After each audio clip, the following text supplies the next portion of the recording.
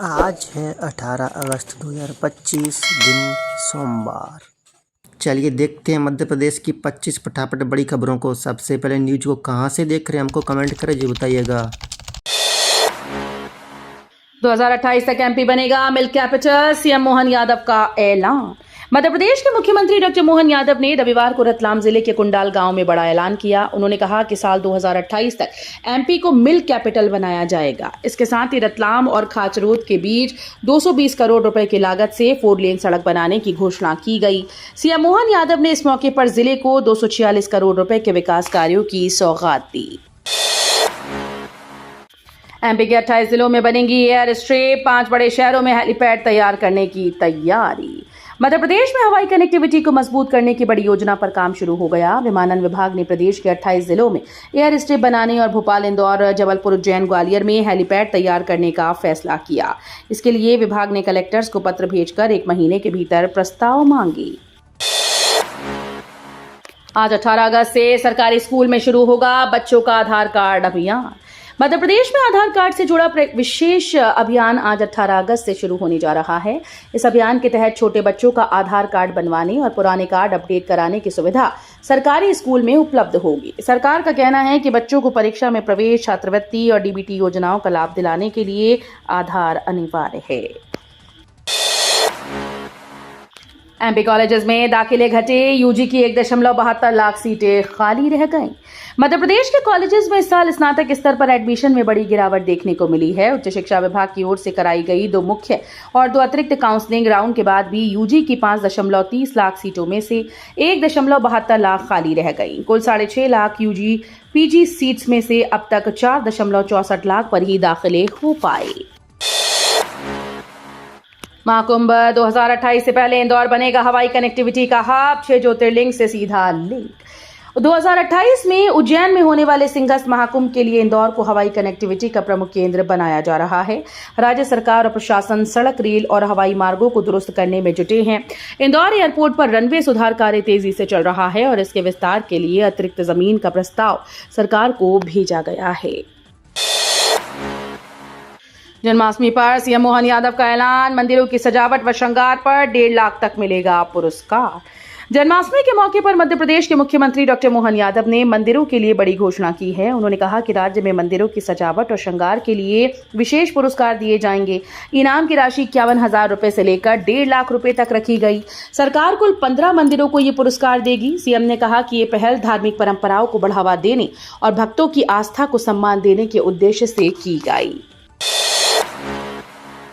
रतलाम में सीएम मोहन यादव का राहुल गांधी पर हमला, बोले कांग्रेस हो रही देश से साफ। मध्य प्रदेश के मुख्यमंत्री डॉक्टर मोहन यादव ने रतलाम जिले में कांग्रेस नेता राहुल गांधी पर जमकर निशाना साधा। कुंडाल में विकास कार्यों के लोकार्पण, भूमि पूजन कार्यक्रम के दौरान उन्होंने कहा कि राहुल गांधी ने नेता प्रतिपक्ष पद की गरिमा घटा दी, इस पर शर्म आती है। सीएम ने आरोप लगाया कि राहुल अपनी हार की खींच सुप्रीम कोर्ट, सेना और चुनाव आयोग का अपमान कर निकाल रहे हैं।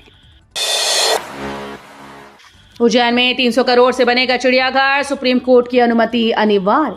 मुख्यमंत्री डॉक्टर मोहन यादव के गृह जिले उज्जैन में 300 करोड़ रुपए की लागत से चिड़ियाघर सह रेस्क्यू सेंटर बनाने की तैयारी है।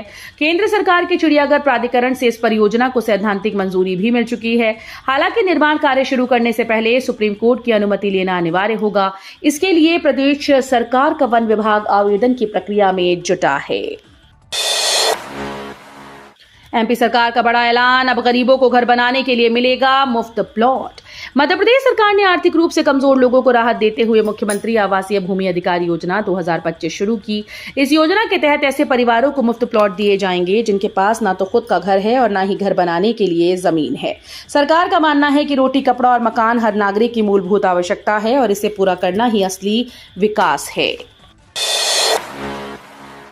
MP NEET UG round 1 seat आवंटन सूची आज होगी जारी। मध्य प्रदेश चिकित्सा शिक्षा निदेशालय आज नीट यूजी काउंसलिंग के पहले राउंड की सीट आवंटन सूची जारी करेगा। उम्मीदवार आधिकारिक वेबसाइट पर जाकर परिणाम देख और डाउनलोड कर सकेंगे। इस काउंसलिंग प्रक्रिया के तहत प्रदेश के सरकारी और निजी मेडिकल व डेंटल कॉलेजेस में एमबीबीएस और बीडीएस कोर्सेज के लिए सीट का आवंटन किया जाता है। सूची जारी होने के बाद चयनित उम्मीदवारों को निर्धारित समय सीमा के भीतर दस्तावेज सत्यापन और रिपोर्टिंग की प्रक्रिया पूरी करनी होगी। दमोह में जर्जर स्कूल भवन, छात्र तंबू के नीचे पढ़ाई करने को मजबूर। मध्य प्रदेश के दमोह जिले के हटा ब्लॉक के बिला कला गांव से शिक्षा व्यवस्था की एक बदहाल तस्वीर सामने आई है, जिससे शिक्षक और छात्र उसमें पढ़ाई करने से डरते हैं। ऐसी जर्जर हालत में पहुंच गया है मिडिल स्कूल का भवन, जहां बच्चे जमीन पर बैठकर पढ़ाई करने को विवश हैं।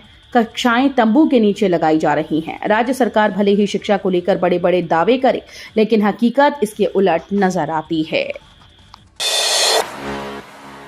नकली कीटनाशक से बर्बाद सोयाबीन, शिवराज ने दिए कड़ी कार्रवाई के निर्देश। मध्य प्रदेश के रायसेन जिले के शीरखेड़ा गांव में किसानों की मेहनत नकली कीटनाशक की भेंट चढ़ गई। केंद्रीय कृषि और किसान कल्याण मंत्री शिवराज सिंह चौहान ने औचक निरीक्षण कर खेतों की हकीकत देखी। उन्होंने पाया कि खरपतवार नाशक दवा के उपयोग से सोयाबीन की पूरी फसल जल चुकी है और खेतों में सिर्फ खरपतवार खड़े हैं। एमपी में बांध प्रभावित किसानों का न्याय की हांडी फोड़ आंदोलन। मध्य प्रदेश में पांगरी बांध परियोजना से प्रभावित किसानों का आंदोलन लगातार तेज होता जा रहा है। प्रशासन द्वारा डूब में गई कृषि भूमि का मुआवजा न मिलने से नाराज किसान पिछले 2 महीने से सत्याग्रह कर रहे हैं। रविवार को सैकड़ों किसानों ने बांध स्थल पर अन्याय की हांडी फोड़ आंदोलन किया। उन्होंने हांडी पर अन्याय और अत्याचार लिखकर उसे लटकाया और तोड़ते हुए अपना विरोध जताया।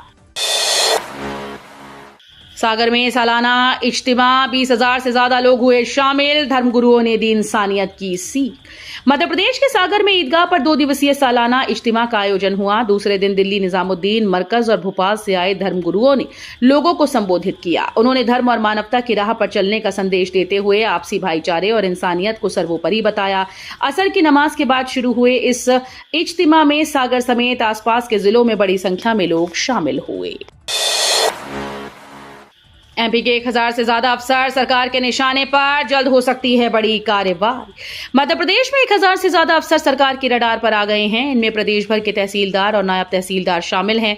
सूत्रों के मुताबिक सरकार किसी भी वक्त इन पर सख्त कार्रवाई कर सकती है। दरअसल राजस्व अधिकारी संघ के बैनर तले ये अफसर बीते कई दिनों से सामान्य कामकाज नहीं कर रहे। उनका कहना है कि वे केवल आपदा प्रबंधन से जुड़े काम ही करेंगे। एमपी में किसानों की तबाही। मध्य प्रदेश में निंदानाशक डालने से फसलें जलने लगी हैं, जिससे किसान बुरी तरह से तबाह हो रहे हैं। केंद्रीय कृषि मंत्री शिवराज सिंह चौहान तक किसानों की शिकायतें पहुंची तो वे खुद विदिशा पहुंचे और खेतों में सोयाबीन की जली फसलें देखी। किसानों ने बताया कि निंदानाशक का असर इतना घातक हुआ कि फसल की जगह खरपतवार उगाई है। हालात देखकर शिवराज सिंह ने चिंता जताई और मामले की जांच के लिए उच्च स्तरीय दल के गठन की घोषणा की। अस्थायी परमिट पर हाईकोर्ट सख्त, आरटीओ के फैसले तक बसें चलती रहेंगी। मध्य प्रदेश में निजी बस संचालकों के अस्थायी परमिट को लेकर विवाद बढ़ गया। बस ऑपरेटर्स ने हाईकोर्ट में याचिका दायर कर आरोप लगाया कि परिवहन विभाग समय पर उनके आवेदन पर फैसला नहीं ले रहा।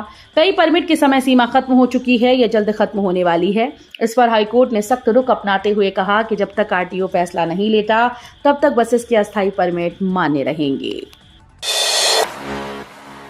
जिलाध्यक्षों की नियुक्ति पर बवाल, जीतू पटवारी ने किया डैमेज कंट्रोल। मध्य प्रदेश कांग्रेस में जिलाध्यक्षों की नई नियुक्ति ने संगठन में हलचल मचा दी है। 71 जिलाध्यक्षों की सूची जारी होते ही कई जगह विरोध के स्वर तेज हो गए। आधा दर्जन से ज्यादा जिलों में कार्यकर्ताओं और नेताओं ने ओपनली नाराजगी जताई। दरअसल जिन नेताओं को मौका नहीं मिला, उनके समर्थक सड़कों पर उतर आए।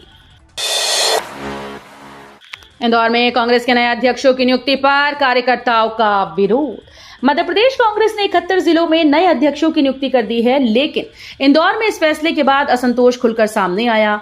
चिंटू चौकसे को शहर अध्यक्ष और विपिन वानखेड़े को जिला अध्यक्ष बनाए जाने पर कई कार्यकर्ताओं ने नाराजगी जताई। विरोध कर रहे नेताओं का कहना है कि सर्वे और रायशुमारी को दरकिनार करते हुए ये नियुक्तियां की गई हैं।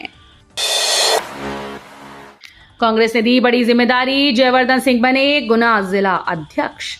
कांग्रेस ने जिलाध्यक्षों की नई सूची जारी कर दी है, जिसमें राघवगढ़ विधायक और पूर्व मुख्यमंत्री दिग्विजय सिंह के बेटे जयवर्धन सिंह को गुना जिला अध्यक्ष बनाया गया है। इस फैसले से पार्टी कार्यकर्ताओं में उत्साह है और इसे संगठन में नई जान फूंकने वाला कदम बताया जा रहा है। जयवर्धन सिंह 14 साल पहले जनता का भरोसा जीतकर राजनीति में आए थे और लगातार कार्यकर्ताओं से जुड़ाव पर जोर देते रहे हैं। भोपाल से उठी समान कानून की मांग, पुरुष आयोग गठन पर जोर। भोपाल में गैर सरकारी संगठन भोपाल अगेंस्ट इनजस्टिस की ओर से 3 दिवसीय अधिवेशन शुरू हुआ, जिसमें देश भर से पुरुष अधिकारों के लिए काम करने वाले संगठनों के प्रतिनिधि जुटे। पहले दिन अधिवेशन में पुरुष आयोग के गठन की जोरदार मांग उठी। प्रतिनिधियों ने कहा कि वर्तमान में ज्यादातर कानून महिलाओं के पक्ष में झुके हैं, जिससे परिवार टूट रहे हैं और कई बार पुरुष भी प्रताड़ना का शिकार होते हैं। उन्होंने कहा कि समाज और कानून को यह समझना होगा कि पीड़ित केवल महिलाएं ही नहीं, पुरुष भी हो सकते हैं। समान कानून से ही न्याय संभव है।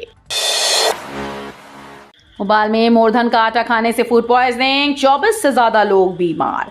भोपाल के संत हृदयराम नगर में कृष्ण जन्माष्टमी पर बड़ा हादसा सामने आया। यहां मोरधन का आटा खाने से 24 से ज्यादा लोग अचानक बीमार हो गए। बताया जा रहा है कि वार्ड नंबर 4 के निवासियों ने एक स्थानीय किराना दुकान से आटा खरीदा था। इससे बनी वस्तुएं खाने के बाद लोगों को उल्टी, दस्त, चक्कर और घबराहट जैसी शिकायत होने लगी। देखते ही देखते लालवानी परिवार सहित कई लोग बीमार पड़ गए। ग्वालियर ने संभागीय शालेय तैराकी प्रतियोगिता में जीता ओवरऑल चैंपियन ट्रॉफी। ग्वालियर में जिला शालेय क्रीड़ा विभाग की 69वीं संभागीय शालेय तैराकी चयन प्रतियोगिता का आयोजन सीधे स्कूल फोर्ट के स्विमिंग पूल में हुआ। प्रतियोगिता में अंडर 14, 17 और 19 आयु वर्ग के बालक बालिका तैराकों ने बेहतरीन प्रदर्शन किया। ग्वालियर जिले के तैराकों ने शानदार खेल दिखाते हुए ओवरऑल चैंपियन ट्रॉफी अपने नाम की। शाहजहांपुर का नाम बदलने की मांग पर सियासी घमासान। उमा भारती बोली, मुगलों के नाम वाले शहरों का बदलना जरूरी। उत्तर प्रदेश में एक बार फिर से नाम बदलने की राजनीति गर्मा गई। मध्य प्रदेश की पूर्व मुख्यमंत्री और बीजेपी नेता उमा भारती ने शाहजहांपुर का नाम बदलने की मांग उठाई है। उनका कहना है कि मुगलों के नाम पर बसाए गए शहरों को तुरंत नया नाम दिया जाना चाहिए। उमा भारती के बयान के बाद शाहजहांपुर में बहस छिड़ गई। जहां हिंदू संगठनों ने इस मांग का समर्थन किया, वहीं मुस्लिम समुदाय ने कड़ा विरोध जताया। नर्मदा एक्सप्रेस ट्रेन से इंदौर से कटनी जा रही अर्चना तिवारी का अब तक नहीं कोई पता। इंदौर से कटनी जा रही 29 वर्षीय अर्चना तिवारी के ट्रेन से रहस्यमय ढंग से लापता होने के 9 दिन बीत जाने के बाद भी कोई जानकारी सामने नहीं आई है। पुलिस भोपाल के रानी कमलापति रेलवे स्टेशन से लेकर इटारसी और उसके आगे के क्षेत्रों में भी गहनता से जांच कर चुकी है। स्टेशन व आसपास के क्षेत्र में लगे सीसीटीवी खंगाले गए, पर अब तक कुछ पता नहीं चल पाया।